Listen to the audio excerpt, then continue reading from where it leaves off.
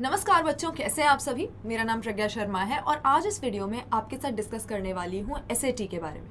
तो ये तो हम जानते ही हैं कि हमारे देश में आबादी बढ़ चुकी है थोड़ी ज़्यादा, कॉलेजेस की सीट्स लिमिटेड हैं और इसीलिए यहाँ पे कंपटीशन बहुत इंटेंस हो चुका है।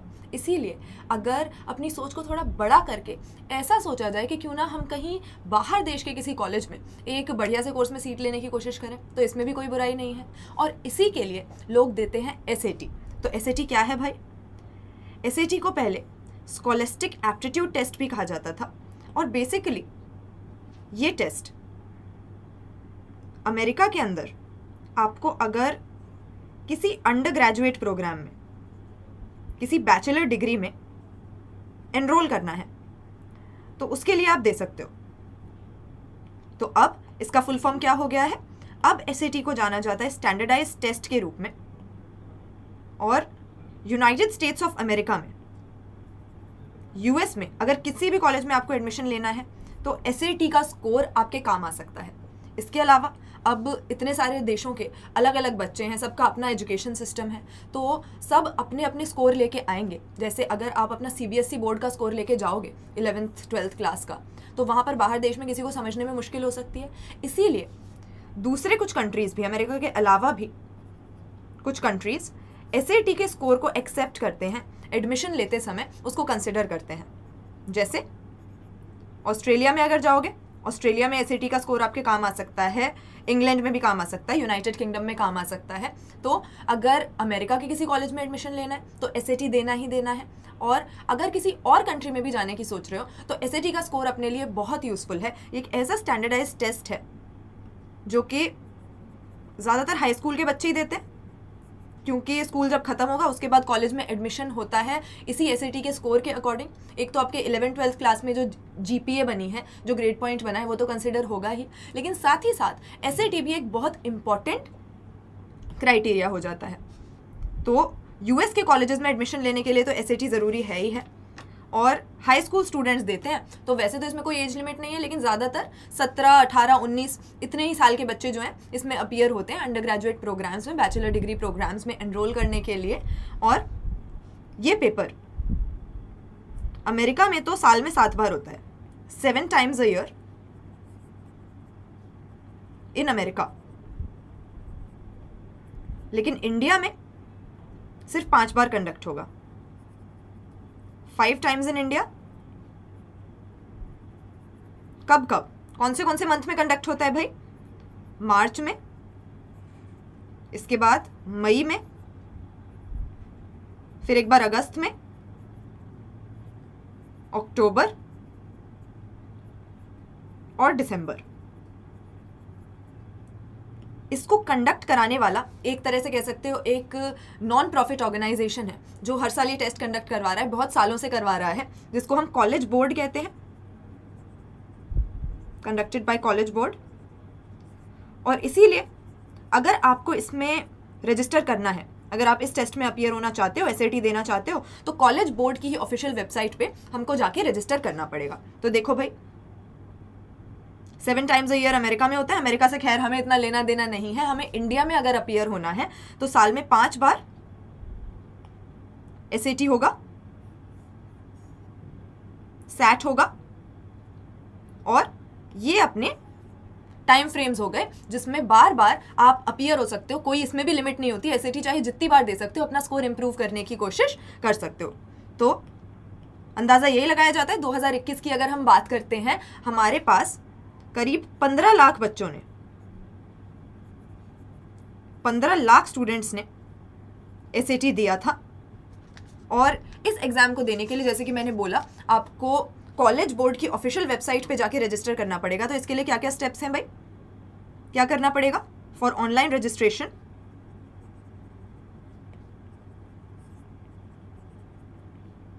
सैट के पेपर के लिए सबसे पहला स्टेप, आपको ऑफिशियल वेबसाइट को विजिट करना है। किसकी? कॉलेज बोर्ड की। विजिट करना है ऑफिशियल वेबसाइट।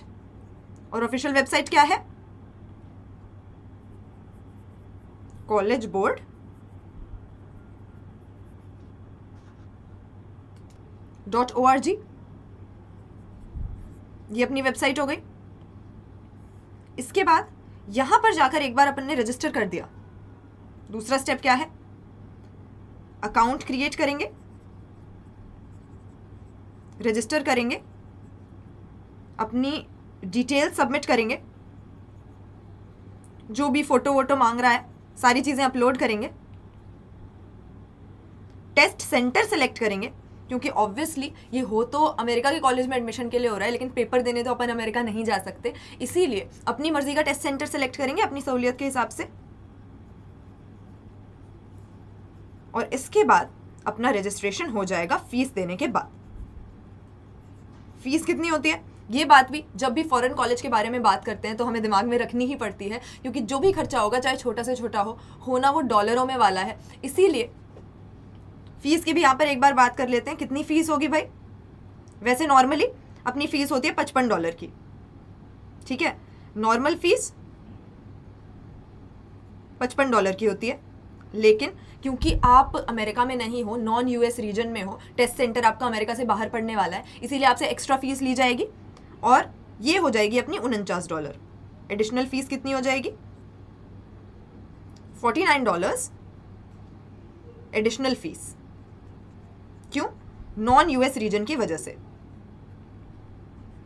तो ये कुल मिला के एडिशनल फीस और अपनी नॉर्मल फीस जोड़ के अपने बन जाएंगे $104। तो सैट का पेपर एक बार देने के लिए इतने पैसे अपने को भरने हैं, कितने, $104 का खर्चा हमारे पास आने वाला है। तो उस हिसाब से समझ लो अब तो करीब 80 रुपये $1 के अंदर आ गए हैं। तो $10 कितने हुए, 800 रुपये हो गए। उस हिसाब से $100 अपने $104 टोटल कन्वर्ट करके देख लो। और एक बार टेस्ट में अपीयर होने के लिए ये अपनी फ़ीस है। उसके बाद ये बात तो हमें ध्यान में रखनी ही है कि हमारी कुछ लिमिटेशंस होती हैं। हम बाहर जाएंगे तो एक तो हमें फ़ीस भी डॉलर्स में भरनी पड़ेगी, वही जितने भी पैसे हैं 80 से मल्टीप्लाई करके रुपए निकाल लो। इसके बाद लिविंग की जो एक्सपेंसेस होंगी, कॉस्ट ऑफ लिविंग, वो भी काफ़ी हाई होंगी। तो इन सारी चीज़ों को ध्यान में रखते हुए हमें सही कॉलेज सेलेक्ट करना है और उन्हीं एग्ज़ाम्स का फॉर्म भरना है जिसमें एक्चुअली कोई स्कोप हो। SAT का फॉर्म आप तभी भरिए जब आपको कोई ना कोई ऐसा रास्ता दिख रहा है कि जिससे एक्सपेंसेस उठा सकते हैं। इसके अलावा ज़रूरी नहीं है कि आप अपनी जेब से ही सारा पैसा दो, बहुत सारी चीज़ें हैं। स्कॉलरशिप्स होती हैं, अगर आपका सैट में अच्छा स्कोर आता है तो आपको बढ़िया स्कॉलरशिप भी मिल सकती है जिससे आपकी फ़ीस काफ़ी कम हो जाएगी। इसके अलावा स्टूडेंट लोन्स भी होते हैं। तो बहुत से ऑप्शंस अपने पास में हैं और इन ऑप्शंस के बारे में अगर आप ज़्यादा एक्सप्लोर करना चाहते हो तो ये बात कमेंट्स में हमारे साथ ज़रूर शेयर करो ताकि आपके ऑप्शंस के बारे में हम भी आपको थोड़ी ज़्यादा नॉलेज दे सकें। तो फिलहाल तो यहाँ पे भाई सिर्फ फॉर्म भरने की फ़ीस की बात हो रही है, $104 हो गए। इस तरीके से हमने रजिस्टर कर लिया और आगे जाके क्या होने वाला है, एक बार पेपर का पैटर्न क्या होता है ये भी बात कर लेते हैं। सैट के अंदर, सैट के एग्ज़ाम के अंदर आएंगी मेनली दो चीज़ें, एक तरफ आती है इंग्लिश, दूसरी तरफ आती है मैथ्स। तो इंग्लिश को भी दो पार्ट्स में हम डिवाइड करते हैं। इंग्लिश का जो पेपर है, एक तो इसका रीडिंग वाला पार्ट होंगे सब में मल्टीपल चॉइस वाले क्वेश्चंस, MCQ ही होंगे। तो रीडिंग वाला पार्ट है, उसमें अपने पास 52 क्वेश्चन है जिसके लिए टोटल हमें सॉल्व करने के लिए मिलेंगे 65 मिनट। ठीक है भाई, ये तो हो गया रीडिंग वाला पार्ट। दूसरा पार्ट अपने पास आ जाता है राइटिंग वाला, या इसको लैंग्वेज वाला पार्ट भी कह सकते हो क्योंकि होंगे तो इसमें भी मल्टीपल चॉइस ही, लिखना इसमें हमें नहीं है। तो इसके अंदर हमें मिलेंगे 44 क्वेश्चन। ठीक है, ये 44 क्वेश्चन हल करने के लिए अपने पास होंगे 35 मिनट। ठीक है, तो ये तो कहानी रही इंग्लिश की। इसके बाद दूसरी इंपॉर्टेंट चीज़ जो सैट की प्रिपरेशन के दौरान हमें ध्यान में रखनी है, दूसरा टॉपिक अपने पास आ जाता है मैथ्स। मैथ्स को भी दो पार्ट्स में डिवाइड किया हुआ है, एक वो जिसके लिए कैलकुलेटर यूज़ कर सकते हो, एक वो जिसमें कैलकुलेटर अलाउड नहीं है। इसमें अपने पास दो तरह के क्वेश्चन होंगे। टोटल अपने पास MCQ वाले क्वेश्चन 48 होते हैं, 48 MCQ क्वेश्चंस, और इसके अलावा 13 ग्रिड टाइप के क्वेश्चंस भी होते हैं। ग्रिड टाइप में क्या है, इसमें आपको ऑप्शंस में करेक्ट आंसर नहीं मिलेगा। जैसे आप OMR शीट भरते हो ना, उस तरीके से कुछ भरना होता है। आप OMR शीट अगर कभी आपने भरी हो तो आपको आइडिया होगा कि जैसे आप रोल नंबर लिखते हो तो अगर आपका पहला डिजिट है 1 तो फिर 1 वाले गोले के अंदर आप डाकन कर दोगे। उसी तरीके से आपका जो भी आंसर आ रहा है मैथ्स की प्रॉब्लम होगी और उस आंसर के करेक्ट जो भी डिजिट्स हैं उनको डाकन करके आपको सही आंसर बताना होगा, उस हिसाब से आंसर हम मार्क करेंगे। यानी ऑप्शंस यहाँ पे हमें नहीं मिलते हैं। तो देख लो, मैथ्स के अंदर 48 तो MCQ हो गए, फिर 13 ग्रिड टाइप के क्वेश्चंस हो गए। जब आप सैट के लिए प्रिपेयर करोगे तो ये सारी की सारी चीज़ें ऑब्वियसली आपको बता दी जाएंगी। और बहुत सारे ट्यूटरिंग के कंटेंट की आजकल कोई कमी ही नहीं है, क्योंकि SAT इतना इंपॉर्टेंट हो गया है। वर्ल्ड वाइड एक स्टैंडर्ड टेस्ट है, एक तो आपको एप्टीट्यूड पहचानने के लिए, दूसरा कॉलेज में एनरोल करने के लिए, एडमिशन के लिए। तो काफ़ी लोग सैट के स्कोर को कंसिडर करते हैं, इसको काफ़ी इंपॉर्टेंस दी जाती है। इसीलिए सैट की तैयारी के लिए भी बहुत सारे इंस्टीट्यूशन है, बहुत से ऑप्शन है अपने पास। तो ये हो गई बात मैथ्स की। और मैथ्स के 48 और 13 ये क्वेश्चन अपने आप को सॉल्व करने के लिए हमें मिलेंगे 80 मिनट। ठीक है, तो 80 मिनट का टाइम ये हो गया।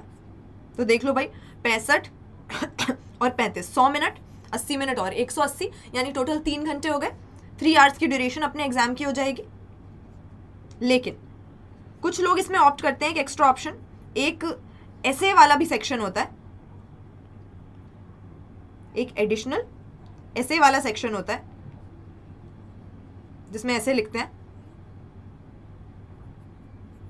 और इसके लिए फिर 50 मिनट एक्स्ट्रा मिलते हैं। तो जो ऐसे वाला ऑप्शन ऑप्ट कर रहे हैं उनको टोटल 3 घंटे 50 मिनट का पेपर देना होता है। तो अपना simple pen and paper type का ये एग्जाम होता है। इसमें मैथ्स और इंग्लिश 2 चीज़ें अपने लिए इंपॉर्टेंट हैं। अगर स्कूल में इन सब्जेक्ट्स में अच्छा करते आ रहे हो, अच्छी पकड़ है, तो बहुत ज़्यादा आपको डिटेल में जाने की या दिक्कत लेने की ज़रूरत ही नहीं होती है। क्योंकि अगर मैथ्स और इंग्लिश आपकी नेचुरल तरीके से अच्छी है, स्कूल में जो सिलेबस था वो आपने अच्छे तरीके से कवर कर रखा है, तो उससे ज़्यादा, उससे बहुत आगे इसमें आता भी नहीं है। तो ज़रूर ये कंसिडर कर सकते हो अगर मैथ्स और इंग्लिश में कॉन्फिडेंट हो तो।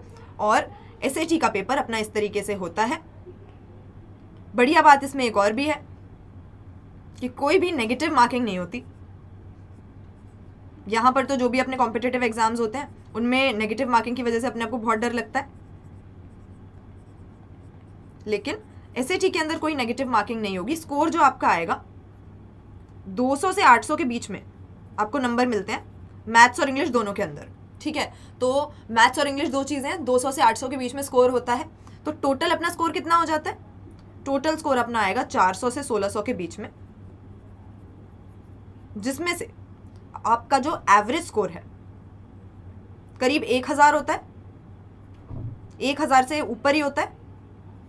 लेकिन अगर आपको एक अच्छे SAT स्कोर के बारे में पूछा जाए कि जिसकी वजह से आपको कॉलेज में आसानी से एडमिशन मिल जाएगा, तो अगर आपका 1300 के अराउंड स्कोर आ जाता है तो आप एक तरीके से टॉप 10% बच्चों में आ जाते हो परसेंटाइल के हिसाब से अगर देखें। और इस तरह के स्कोर पे आसानी से किसी कॉलेज में एडमिशन मिलने के चांसेस रहते हैं। तो अगर आप इंडिया के बाहर किसी कॉलेज में जाना चाहते हो तो SAT के एग्जाम के बारे में ये मिनिमल नॉलेज अपने को ज़रूर होनी चाहिए कि किस तरह से इसकी मार्किंग स्कीम होती है, क्या क्या चीज़ें इसमें आती हैं, क्योंकि इसका स्कोर हमारे लिए बहुत ही ज़्यादा यूज़फुल है किसी भी फॉरेन यूनिवर्सिटी में, फॉरेन कॉलेज में अप्लाई करने के लिए। तो अगर SAT के बारे में और ज़्यादा जानना चाहते हो, डिटेल में जानना चाहते हो, तो ये बात कमेंट्स में हमारे साथ ज़रूर शेयर करो ताकि और डिटेल्ड वीडियो हम बनाएं। फिलहाल यही है कि अगस्त में भी एग्जाम होने वाला है और उसका फॉर्म भरने की भी डेट आ ही गई है। ऑलमोस्ट जो अपनी डेडलाइन थी, जो अपनी लास्ट डेट थी, उस तक पहुंचने ही वाले हैं। तो अगर इंटरेस्टेड हो तो ज़रूर उसको भर दो। अभी के लिए इतना ही, बाय बाय।